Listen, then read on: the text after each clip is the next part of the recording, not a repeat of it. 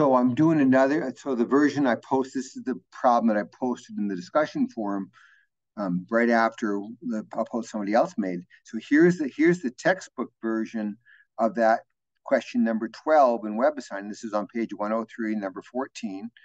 And it's the same kind of question, just probably different numbers because WebAssign randomly assigns it. So one thing we're going to do when we're using this normal approximation of the binomial distribution, a lot of words to say, hey, we're going to get to use a normal curve and z-scores for this. What you got to do, what you got to make sure is, let's see, let me come back here and look. It's at this page. Let's see. I got a couple of browser windows open. Nope, not that one. That's the calculator. Here we go.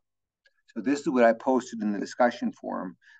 You got to make sure, let me get a pointer going here. We have to make sure that we have a normal distribution in order to use the mean and the standard deviation.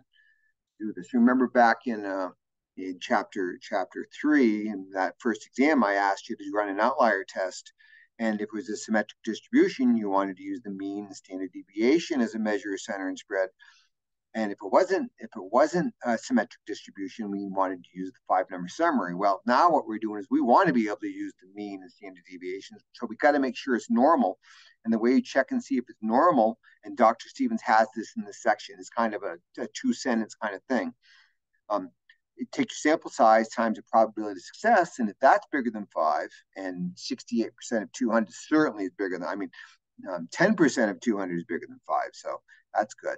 And then you do the sample size times the probability of a failure, which is 100 minus 68% is 32%. I wrote it as a decimal. That's also bigger than 5. So because these are both true, we've got a normal distribution. Now, why, somebody might be asking, because we kind of looked at this last week. So what I did is I pulled up one of the binomial calculators I showed you last week, and I typed in the sample size, I typed in the probability of success, and this is a picture of that binomial distribution. I don't know about you, but that looks like a normal curve to me. So that's why we do that condition check. It tells us whether we get a normal curve or not. If this had only been 10, what if there had only been 10 people? See how that's a skewed distribution? 68% of 10 is bigger than 5, but 32% of 10 is not bigger than 5. So see, it's not. We couldn't do that. We'd have to use some other kind of tool. We couldn't use normal z-scores and normal curves, okay? So that's why we do that check. Now, let's come back and take a look at my work here. Let's see, where is that? Oh, it's right here. So in order to do that check, now we passed it, so now we're going to use the mean and the standard deviation. So there's no way around it with this normal approximation of the binomial distribution. We need to take that discrete categorical variable and turn the measures into quantitative number data. So how we do that is you find the mean by using that probability of success times the sample size, and then you get the standard deviation. It's kind of just like what we did last week in chapter 5.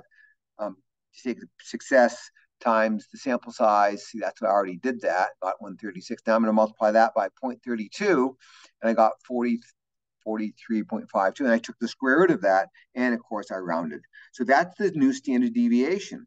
Now from here, what we want to remember, here, I'm going to write this down because I'm probably going to leave the screen. Here, I want to write down the mean. Our mean is, what did I say, 136, and our standard deviation is 6.6-ish, and then the X number is 150. 150 students went on. And then I'm going to go open up that David Lane calculator. If you haven't watched my other videos about this, I just posted a bunch, and we post one in forum. And I've also got some in that course resource. I got it in, you go to week 7 Canvas, the weekly overview. I've got a link to my page where I talk about all this and other things about normal curves. So I'm going to go to David Lane, and I see it.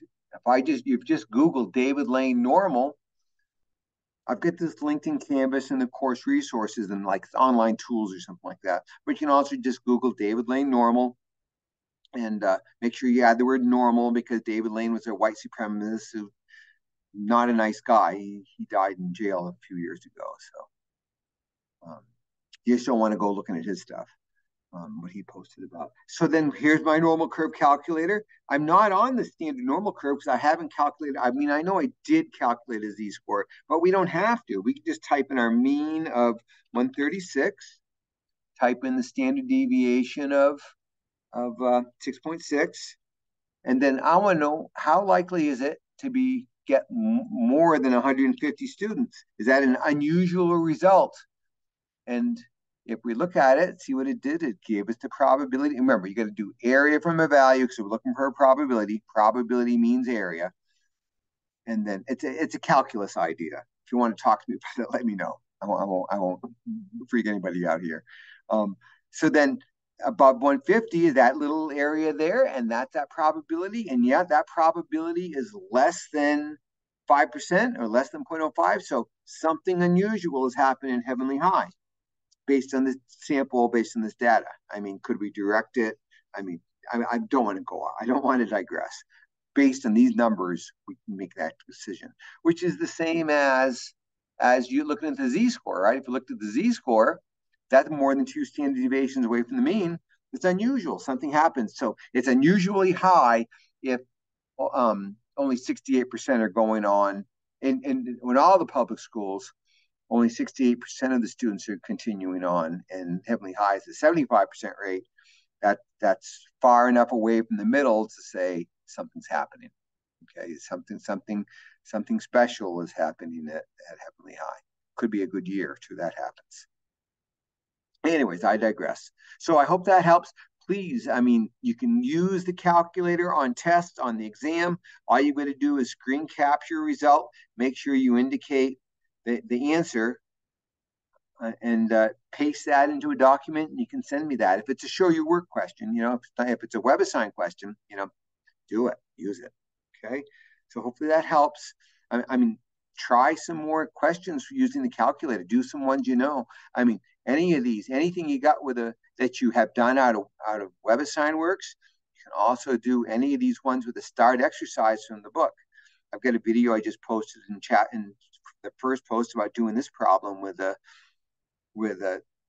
David Lane calculator, and then so you get all these options to get some practice before you tackle that exam next week. Okay, well, give me a yell if you need some help. I'm glad to meet with you. Just got to grab some time.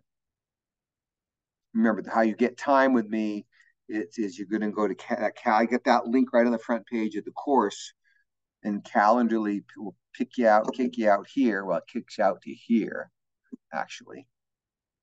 And you just start, I've got other videos about this, and just click on that, and well, let's see. And you pick the time when I'm available and when you're available. Saturdays are mornings, but that might be a little late. I certainly am available these afternoons this week. Okay, hope that helps. Give me a yell what you need.